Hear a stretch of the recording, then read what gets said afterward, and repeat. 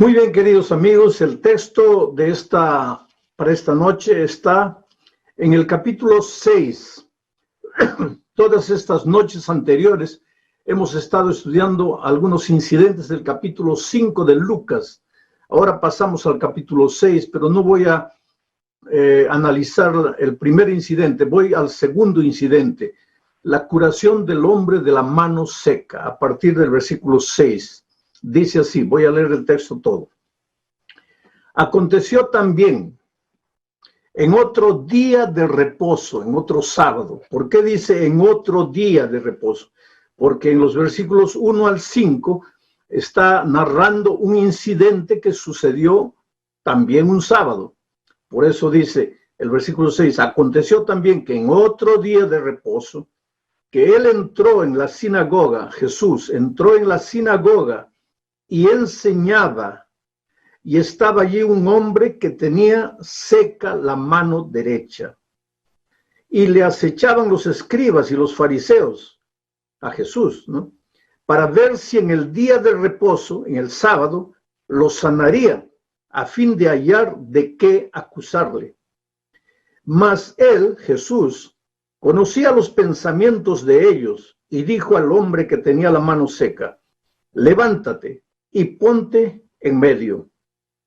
Y él, levantándose, se puso en pie. Entonces Jesús les dijo, os preguntaré una cosa. ¿Es lícito en día de reposo, en sábado, hacer bien o hacer mal? ¿Salvar la vida o quitarla? Y mirándolos a todos alrededor, dijo al hombre, extiende tu mano. Y él lo hizo así, y su mano fue restaurada. Muy bien, queridos. Quiero decirles que el tema de esta noche es un poco diferente del tema de las otras noches, porque el texto bíblico me lleva a eso. Estudié Lucas 5, ahora pasé a Lucas 6. Entonces no escogí los temas. Una de las cosas que he aprendido con los años en la bendita tarea de la predicación es a tomar el texto bíblico y exponerlo, no a escoger temas, sino a exponer lo que la palabra de Dios dice. Yo tuve un grande profesor de predicación que decía, nosotros somos, los predicadores, somos esclavos de la palabra de Dios. Nosotros no usamos la palabra de Dios. La palabra de Dios nos usa a nosotros. Nosotros somos apenas intérpretes, explicadores de la palabra de Dios. Entonces el texto me lleva a hablar de este asunto. Dice, aconteció también en otro día de reposo que él entró a la sinagoga, encontró a un hombre con la mano seca, pero los fariseos estaban acechando a Jesucristo para ver si él hacía un milagro en el sábado, porque los judíos creían que el sábado era un día santo y no se podía hacer milagros, porque el sábado no se podía trabajar, porque el sábado no se podía hacer muchas cosas. Miren ustedes, solo para que tengan una idea de esta situación. En los 10 mandamientos eternos, principios de la ley de Dios, eternos, porque la ley es el reflejo del carácter de Dios, y Dios es eterno, su ley es eterna. En el 4º mandamiento se menciona al sábado. Pero los judíos en los tiempos de Cristo no estaban contentos solo con un mandamiento por el sábado. Ellos por su cuenta inventaron por lo menos unos 3,000 pequeños mandamientos con relación al sábado. Por ejemplo, el sábado no se podía andar más de 1,000 pasos.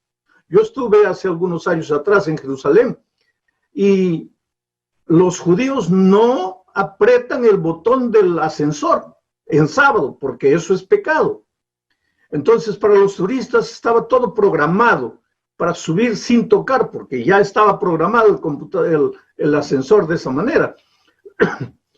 Hasta hoy, y en los tiempos de Cristo, ellos eran tan exagerados que no podían caminar más de 1,000 pasos el sábado. Entonces el sábado desde que llegaba el sábado a la puesta del sol del viernes, para ellos no era un día de comunión con Dios. Ellos no estaban preocupados con eso.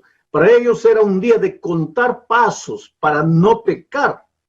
Estaba permitido por ellos, porque no encuentras eso en la Biblia, es un asunto de ellos, que solo podían dar 1000 pasos. Entonces, desde el viernes a la puesta del sol empezaban a contar 1, 2, 3. Y si el sábado a las 3 de la tarde les daba el paso 999, 1000, se quedaban parados ahí hasta que terminase el sábado, porque ellos pensaban que hacer cualquier cosa el sábado era pecado. Ahora, en los primeros 5 versículos de Lucas 6, también se cuenta que Jesús estaba andando y sus discípulos estaban con él en el camino y estaban con hambre. Era sábado. Quiere decir que el sábado, porque es sábado, no se puede comer, aunque estés con hambre. No es así. Pero los judíos pensaban así. Entonces, como estaban con hambre, los discípulos comenzaron a recoger espigas y los fariseos lo acusaron. ¿Pero por qué permites que tus discípulos recojan espigas? Hoy es sábado. Porque el sábado no se podía hacer nada. Entonces, por eso los judíos lo estaban acechando a Jesús para ver qué va a hacer en sábado. ¿Va a hacer un milagro? Y si tú te das cuenta, lees los 4 evangelios, vas a ver que el Señor Jesucristo realizó muchos milagros en sábado. Aunque los judíos lo acechaban, lo criticaban, lo condenaban, le decían que era un irreverente, un desrespetuoso con la ley de Dios, que era un blasfemo. El Señor Jesucristo seguía insistiendo en hacer obras de salvación o milagros de salvación en la vida de las personas el día del sábado. Yo quiero explicarles una cosa. El mundo fue creado en 7 días por Dios. El relato está en Génesis. El sábado Él descansó. Ahora, miren este cuadro. Él trabajó 1, 2, 3, 4, 5, 6 días. Y el sábado Él descansó. Dios no se cansa. Dios no es hombre para cansarse. Entonces, ¿por qué descansó? No descansó porque Él estaba cansado. Descansó porque Él tenía un plan de enseñar al ser humano a separar un día de la semana para vivir, para mantener el día todo comunión con Dios. Porque durante la semana pues corremos, tenemos que trabajar. Claro que pasamos tiempo con Dios, claro que mantenemos tiempo con Dios, pero el sábado, separado de todo el trabajo, de todos los afanes mundanales, nos dedicamos únicamente a Dios. Entonces, Dios, al comienzo de la creación, levantó el sábado como un monumento de la creación. Pero entonces ahí estaba el mundo perfecto, vino el diablo como un chiquillo malcriado, delante de una acuarela fresca, metió la manaza ahí, embadurnó todo, desfiguró la creación. Ahora viene Jesús a este mundo.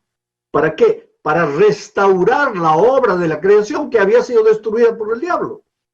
Y Jesús llega aquí y trabaja en favor de la restauración del mundo, de la restauración del ser humano. Y si te das cuenta, Él, un viernes en la tarde, muere en la cruz del Calvario. Y el sábado se levanta ahora como un monumento, ya no de la creación, sino de la salvación. Ahora, querido, yo no puedo decir que creo en la creación, como Génesis lo relata, si no acepto el sábado como establecido por Dios. Pero tampoco puedo decir que yo creo en la salvación en Cristo si yo no acepto el sábado como el monumento de la salvación. Pero el problema con los judíos era que ellos habían perdido de vista a Cristo y se habían quedado solo con el sábado. Y yo creo que mucho cristiano hoy puede correr ese peligro de pensar que guardar el sábado te salva, de pensar que no trabajar el sábado te salva, de comenzar a inventar detalles, que el sábado no se puede hacer esto, que no se puede hacer aquello, que esto, que lo otro, y vas a caer sin darte cuenta en el mismo terreno de los fariseos. Pero por otro lado hay muchos cristianos lindos, sinceros, maravillosos, que por evitar el error de los fariseos y judíos, se van al otro extremo, de decir que el sábado ya acabó con la muerte de Jesús en la cruz del Calvario, que hoy el pueblo cristiano ya no necesita guardar el sábado, que el sábado fue para el pueblo judío. Pero no es verdad, querido. Porque cuando Dios estableció el sábado en el jardín del Edén, no existía pueblo judío. Y sin embargo el sábado ya era santo. Entonces Dios no estableció el sábado solo para los judíos. Pero ¿qué sucede? Vamos a leer un texto de Lucas capítulo 23, a partir del versículo 54. Dice así, mira, Jesús ya estaba muerto. Mire, dice, era el día de la preparación. ¿Qué día es el día de la preparación? El viernes, porque preparamos todo para recibir el sábado cuando el sol se ponga, porque el sábado, de acuerdo a la Biblia, es de puesta de sol a puesta de sol. Comienza a la puesta del sol del viernes, termina a la puesta del sol del sábado. Entonces, dice el texto, era el día de la preparación y estaba para comenzar el día de reposo, estaba para comenzar el sábado. Y las mujeres que habían venido con él desde Galilea siguieron también y vieron el sepulcro y cómo fue puesto su cuerpo en el sepulcro. Jesús ya estaba muerto. Ahora el versículo 6. Y vueltas prepararon las mujeres, ¿no? Especies aromáticas y ungüentos y descansaron el día de reposo, el sábado, conforme al mandamiento. Ahora, querido, tú me puedes decir, bueno, porque hay muchos cristianos sinceros, yo los respeto, los amo con todo mi corazón, pero creen que Jesucristo vino y cambió el sábado, y que ahora el día de reposo ya no es el sábado porque Jesús resucitó el domingo. Pero en la Biblia no hay un solo versículo que diga que porque Jesús resucitó el domingo, ahora el sábado ya no es más el día de reposo. Y tampoco encontramos un texto que diga que con la muerte de Cristo el sábado ya acabó. Porque si yo encontrara un versículo de eso en la Biblia, yo amo a mi Señor Jesús y por amor a Él yo me sometería a lo que Él me enseñó y me olvidaría del sábado y empezaría a guardar el domingo, porque esa es la voluntad de Dios. Pero en la palabra de Dios yo no encuentro. Al contrario, encuentro este texto que dice que muerto Cristo, las mujeres vinieron al sepulcro, vieron que estaba enterrado, se fueron y el sábado reposaron conforme al mandamiento. Ahora lo interesante es que Lucas escribió su evangelio, esta narración, 20 años después de la muerte de Jesús. O sea, 20 años después, el sábado continuaba siendo el día de reposo, no era el domingo. Pero volvamos al texto. El Señor Jesucristo entró a la sinagoga. Miren, voy a leer el texto al pie de la letra. Dice así el versículo, Lucas capítulo 6, el versículo 7. El versículo 6 dice, aconteció también en otro día de reposo que él entró a la sinagoga y enseñaba. Él entró a la sinagoga y enseñaba. Ahora, Lucas 4:16 dice que Jesús todos los sábados iba a la sinagoga conforme a su costumbre. Y aquí en este milagro de Lucas 6, también Jesús el sábado fue a la sinagoga, porque ese era su hábito, su costumbre, porque él no vino a acabar con el sábado, a anular el sábado, sino a guardarlo y enseñar a sus seguidores a guardar el sábado. Ahora, de ahí a pensar que porque guardas el sábado te vas a salvar, estás completamente equivocado, porque solo te salvarás si le entregas la vida a Jesús, si le entregas tu corazón, si decides seguirle. Pero si decides seguirle, entonces él te va a preguntar como a Pedro, Pedro, ¿me amas? Te va a decir, Raúl, Juana, Jacinto, ¿me amas? Y tú le vas a decir, sí, Señor, yo te amo. Entonces, ¿sabes lo que él te va a decir? Bueno, entonces, si me amas, guarda mis mandamientos. Y tú con toda alegría vas a observar las indicaciones que el Señor Jesús te da, porque lo amas, porque le has entregado tu corazón. ¿Cómo puedes decir que tú lo amas y después hacer lo que tú imaginas, no lo que la palabra de Dios dice? Entonces Jesús se dirigió a la sinagoga un día de sábado y encontró ahí a un hombre que tenía la mano derecha seca. Esto es interesante, esto es ilustrativo, porque Jesús operó muchos milagros, pero cuando abrió la vista de los ciegos, abrió la vista de los ciegos físicos, pero en realidad de ahí sacamos una lección para nuestros días, que hoy Jesús también puede abrir los ojos de los ciegos espirituales. ¿Y quién es un ciego espiritual? Aquel que camina por la vida, cae, se golpea, se tropieza porque no ve. Arruina su familia, arruina la vida de los hijos, su propia vida, pierde el empleo. ¿Por qué cae? ¿Por qué resbala tanto? Porque no ve. Es un ciego espiritual. Y si Jesús abrió los ojos de ciegos físicos, también hoy puede abrir tus ojos espirituales para que entiendas la palabra, para que comprendas el mensaje de salvación, para que conozcas el camino, porque un ciego a veces con el bastón en la mano va golpeando en su camino a todos los que encuentra. Y hay mucha gente ciega, espiritual, que va golpeando a todos los que encuentran. ¿Por qué? Porque no ve. Y Jesús puede sanarte. Jesús curó leprosos físicos, pero simbólicamente Él hoy puede curar. Podemos traer el símbolo para nuestros días. Y hoy literalmente puede curar leprosos espirituales. Gente con la carne en descomposición espiritualmente, porque el pecado es sucio, destruye la vida de las personas.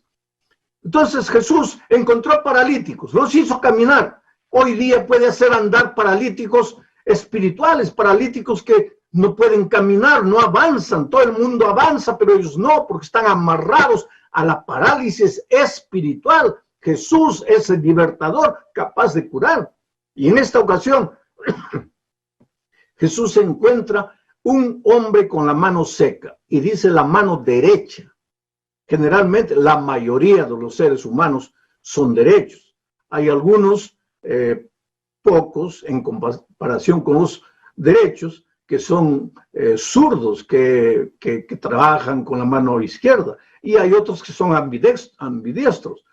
Pero aquí simbólicamente podemos decir que si a mí me cortan la mano derecha, porque soy derecho, va a ser difícil producir, va a ser difícil trabajar, va a ser difícil. Miren cómo, inclusive hablando, las manos se mueven, porque las manos son parte de la elocuencia de la vida.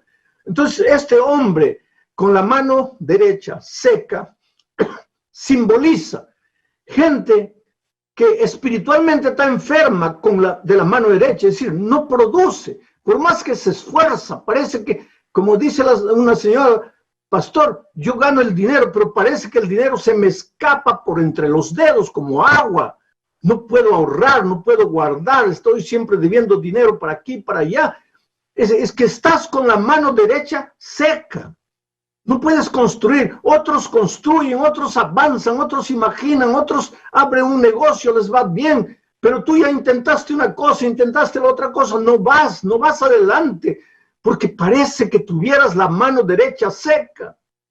Gloria a Dios, porque ese sábado, querido, ese sábado de la historia, ese hombre con la mano derecha seca fue a la sinagoga y allí se encontró con el Señor Jesucristo. Y gloria a Dios, porque tú un día también fuiste a la iglesia y te encontraste con el Señor Jesucristo. Te dejaste encontrar por el Señor Jesucristo. Y Jesús está buscando a los sufridores, aquellos que están tristes con la vida, aquellos que envejecen sin pena ni gloria, aquellos que miran para atrás en su historia y dicen, ¿qué hice con mi vida? La desperdicié. He encontrado a lo largo de mi vida gente que se lamenta, gente que muchas veces intenta suicidarse porque no entiende qué es lo que le pasa. Oh, querido, tú eres precioso a los ojos de Dios. Dios te ama mucho. Dios está dispuesto a hacer maravillas en tu vida, pero tienes que rendirte. Tal vez esta noche estoy predicando para alguien que la única barrera para entregarse definitivamente a Jesús era la observancia del sábado. De repente piensas, sí, pero si dejo de trabajar el sábado, ¿cómo voy a mantener a mi familia? Escucha lo que David dice. He sido joven, ahora estoy viejo, pero nunca a lo largo de mi vida he visto un justo desamparado, ni sus hijos mendigando pan. Dios va a hacer maravillas contigo. Dios te va a abrir las puertas. Ahora, si Dios es capaz de libertarte del cigarro, libertarte de las drogas, libertarte de mucha cosa, ¿cómo no va a ser capaz de abrir puertas para que tú vayas victorioso? Pero tienes que, como Pedro, sacar el pie del terreno donde pisas y tienes que pisar el agua del mar con la seguridad de que no te vas a hundir, porque simplemente estás obedeciendo a la palabra de Dios, estás avanzando por fe. Entonces no permitas que nada te detenga de tomar tu decisión. La vida es interesante y la manera como Dios busca, corre atrás de los seres humanos, los encuentra y los liberta del pecado es extraordinaria. Esta noche yo quiero contarte la historia de Humberto Rey. Humberto Rey es un muchacho cuya historia, sabes, parece que no tuviera ni principio ni fin, ni pie ni cabeza. Parece que a veces la vida real es más cruel, mucho más cruel que la imaginación de un novelista, de un dramaturgo. Porque Humberto nació en un hogar lleno de violencia. Sus padres se agredían a gritos, hablaban palabras horribles uno al otro. Ambos traficaban drogas, vendían drogas. No eran grandes traficantes, pero sobrevivían vendiendo droga en el barrio donde vivían. Y en ese ambiente nació y creció Humberto. Cuando tenía 7, 8, 9 años, su sueño era ser futbolista profesional. Y pasaba el día todo en el campo con los compañeros, en el campo de fútbol, jugando. Admiraba a los grandes jugadores de su tiempo y pensaba, yo voy a ser un futbolista. Y tenía talento. Los que lo conocieron decían que él tenía talento y podía llegar a ser un grande deportista. Pero infelizmente a los 13, 14 años cayó en las drogas. ¿Qué podía esperarse de un muchacho que vive en la casa de gente que vendía droga? El pobre cayó en las drogas y se arruinó por completo. A los 16 años fue preso y fue a la cárcel de menores. 3 años después salió de ahí. Ahora estaba marcado en la vida. La sociedad es cruel, la sociedad te cierra las puertas. Él se sentía improductivo, sentía que no valía para nada. Entonces pensó, la única manera de sobrevivir es traficar droga. Y comenzó también a vender droga. Vender por aquí, vender por allá. Se unió a un grupo de delincuentes, gente pesada, gente que asaltaba, gente que colocaba un cuchillo en el pecho, que colocaba un revólver, gente que extorsionaba. Vive una vida completamente torcida, pero volvió a la cárcel. Y ahora con 23 años volvió a la cárcel, quedó un tiempo ahí en la cárcel. Cuando salió de la cárcel vio que su padre estaba golpeando a su mamá y entonces se llenó de ira, agarró un cuchillo e intentó matar a su padre. A raíz de eso su padre lo expulsó de la casa, vagó, anduvo por ahí en la miseria del pecado, nuevamente volvió a la cárcel. Cuando estaba en la cárcel se enteró que su padre había abandonado a la mamá, se había ido con otra mujer a una ciudad ahí del Perú. Pero cuando él salió con un espíritu de venganza, buscando a su padre. Agarró un revólver y un día lo encontró al padre y le metió 5 tiros en el cuerpo. Afortunadamente el padre no murió, pero él pensó que lo había matado. Entonces salió corriendo desesperado y agarró la última bala del revólver con 6 tiros y se apuntó a la cabeza. 1 vez, 2 veces, 3 veces y la bala no salió. De otra manera, en la primera jalada del gatillo hubiera muerto. siguió viviendo solo, esa vida completamente torcida, hundido en las drogas, en el alcoholismo, en el cigarro, en la promiscuidad. Sus hermanas también vivían una vida de miseria, vendiendo su cuerpo en las calles, en fin, una familia completamente destruida. Un día cayó preso de nuevo, solo que en la prisión encontró a su padre, a quien no había visto desde el día que intentó matarlo. ¿Y sabes lo que el padre hizo? El padre pagó a otros presos para que mataran ahora a su hijo. Y esos presos lo agarraron en el baño de la prisión y le colocaron 8 cuchillazos en el cuerpo. Moribundo lo llevaron al hospital y salió de allí. Entonces lo llevaron a otra prisión. Estaba condenado a 25 años de prisión. Entonces pagó esos años en un presidio, después lo llevaron a otro presidio, y en ese presidio encontró a varios amigos de la pandilla con la cual él había asaltado y había hecho tanto mal. Pero ahora esos amigos de la pandilla estaban convertidos, hablaban de Jesús, leían la Biblia, cantaban. Él al principio los creyó gente débil, religión es para gente débil. Yo no necesito de Dios, yo no necesito religión. Pero los amigos le dijeron, pero ¿qué te cuesta? Estás preso. ¿Por qué no vienes con nosotros al salón de reuniones? Hay un lugar aquí donde nos reunimos para estudiar la palabra de Dios, para cantar. Y él aceptó por causa de los amigos, no por causa de la palabra de Dios. Y de repente cuando llega ahí al lugar, ¿a quién ve predicando? A su padre, convertido, predicando el evangelio, dentro de la prisión, también preso. Pero cuando el padre vio al hijo, a Humberto, salió corriendo del púlpito y se arrodilló a los pies de su hijo.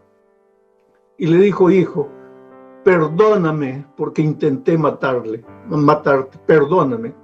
Y el hijo también abrazó a su padre y le dice, padre, tú perdóname, yo intenté matarte primero. Y se hicieron grandes amigos, y el testimonio poderoso de la conversión del padre fue el instrumento que Dios usó para tocar su corazón. Y una noche cayó de rodillas y le dijo, Dios mío, yo te entrego mi vida. Entonces se enteraron que la madre estaba con cáncer. Y padre e hijo, ahora en la prisión, oraban y ayunaban y hacían vigilia en favor de la sanidad de la madre. Y un día llegó la historia, la noticia de que la madre había sido curada. Y cuando la madre fue curada, les escribió una carta a ellos y les dijo, miren, yo sé que he sido curada por la oración de ustedes. Y si el Dios de ustedes es poderoso como para curarme, yo quiero entregarme a ese Dios maravilloso. Él estaba condenado a 25 años de prisión, pero a los 8 años por buen comportamiento lo dejaron libre en libertad condicional. Ahora buscó la iglesia, porque no me digas que has encontrado a Cristo si no vas a la iglesia. Yo te digo una cosa, que la iglesia no salva, pero no me digas que Cristo te salvó si no estás en la iglesia. El paralítico fue curado y enseguida fue a la iglesia y encontró allí a Jesús para agradecerle. Y Humberto fue perdonado y salvado por Cristo en la prisión, pero cuando salió de la prisión buscó la iglesia para agradecer a Dios y se bautizó. Y en este momento ustedes pueden ver la fotografía de Humberto ahí. Ese es el hombre transformado por Dios, una historia completamente de sangre, de agresiones, de intentar matar, de ser atacado para morir, en fin. Pero ahora transformado, ¿sabe lo que está sucediendo con Humberto? Él se dedicó a hacer trabajo entre la gente despreciada de la sociedad, entre esos fumadores, en esos usuarios de drogas, en los barrios donde esa gente vegeta literalmente, gente sin perspectiva, alcohólicos, drogadictos. Él se mete a esos lugares con la palabra de Dios, llevando esperanza, hablando de quién él era, de cómo el poder de Dios lo transformó también. Y sabes, un día encontró eco en uno de esos corazones. Un pobre drogado, alcohólico, un pobre harapiento, vivía de limosnas para poder comprar bebida, nunca se bañaba, sucio, inmundo, pero ese hombre en su inmundicia abrió el corazón y creyó en el testimonio de Humberto, que le dijo: yo he sido como tú un día, y le entregó la vida a Cristo. Y miren ahora a Harry, el amigo que Humberto trajo. Mírenlo ahí en la fotografía. Puedes imaginar a ese hombre alcoholizado, drogado, inmundo, harapiento, en la calle. Y ahora mira su rostro, un príncipe en el reino de Dios. Pues eso es lo que Dios hace, querido, en la vida de las personas. Si tú eres una persona rica, que tienes dinero, tienes casa, tienes fama, pero no tienes el corazón, paz en el corazón, llega las noches y no puedes dormir. Hay una cantante famosa ahí en el Perú, cuyo nombre, porque no le he pedido permiso, no lo voy a mencionar, pero que yo sé que cuando llega la noche llora, se desespera y dice: Dios mío, ¿qué me falta en la vida? Fama relativamente tiene, dinero para sobrevivir tiene, pero le falta paz en el corazón. Yo he encontrado gente millonaria que me dice: pastor, yo no le hago mal a nadie, ¿por qué no soy feliz? Una vez alguien me dijo: yo puedo viajar al lugar que quiera, tengo dinero no para viajar de avión, sino para ir con mi propio piloto, mi propio avión, pero no soy feliz. Tal vez eres profesionalmente un hombre de éxito, una mujer de éxito, pero no tienes paz en tu corazón. Y ahora viene Jesús y te dice: hijo, yo te amo, yo te acepto como eres, no luches, no corras, ven a mí, entrégate a mí. Humberto se entregó al Señor Jesús, no resistió. Harry se entregó al Señor Jesucristo. ¿Quién podría decir que ese hombre de la calle, alcoholizado, drogadicto, podría ser ese hombre que ustedes vieron, transformado por el poder de Dios? Pero ese es el poder de Dios. Yo sé que hay huestes y huestes de ángeles malignos tratando de arruinar tu vida, tratando de cegar tus ojos, tratando de llevarte por el camino de la muerte. Pero también hay millones y millones de ángeles buenos, dispuestos a correr en tu auxilio, de ayudarte. Lo único que Dios no puede hacer por ti es tomar la decisión. Eres tú el que tiene que decir sí. Eres tú el que tiene que decir: Señor, me rindo. Estoy cansado de luchar solo. Estoy cansado de sufrir solo. Entonces, este es el momento de tu decisión. Entrégate al Señor Jesús. Expresa tu deseo de ser bautizado este sábado, así como Humberto, así como Harry, de ser bautizado ahí en tu celular, en la tableta, en la computadora. Marca ahí tu deseo. Y si estás en un grupo de estudio, expresa a tus amigos tu deseo. Todos estamos orando por ti. Los ángeles en el cielo están mirándote. No dejes que el enemigo venza. No sigas sufriendo, no sigas caminando en dirección de la muerte. Tú puedes rescatar tu familia destruida. Tú puedes reconstruir tu familia. Tú puedes conquistar de nuevo el respeto de tus hijos. Dios te puede devolver todo lo que tú has desperdiciado. Dios te puede devolver la mano derecha. Pero mira lo que el texto dice. El Señor se acercó del hombre y le dijo: levántate, levántate. Y esta noche yo te digo la misma cosa en el nombre de Jesucristo: levántate, toma tu decisión, deja ser que el Señor Jesús te toque, que haga la maravilla, y tu mano en este momento se va a tornar una mano productiva, y todo lo que tu mano toca va a ser bendecido por Dios, y lo que tú no has hecho solo, lo vas a hacer con Él. Por eso hoy es el día de buena nueva, hoy es el día de salvación. Voy a orar mientras tú le estás entregando el corazón a Jesús. Oh Padre querido, extiende tu mano poderosa. Hay gente que está luchando en el valle de la decisión, pero hay muchos otros que en esta noche te están abriendo el corazón y diciendo: Señor, yo me rindo, yo me entrego a ti. Tú eres maravilloso, Señor. Abre nuestro entendimiento para comprender tu mensaje completo. Abre nuestros ojos espirituales para mirar la verdad en tu palabra. Abre en nuestro corazón el deseo de crecer, el deseo de ser semejantes a ti, el deseo de caminar contigo. Toma con tu mano poderosa la mano débil de cada hijo.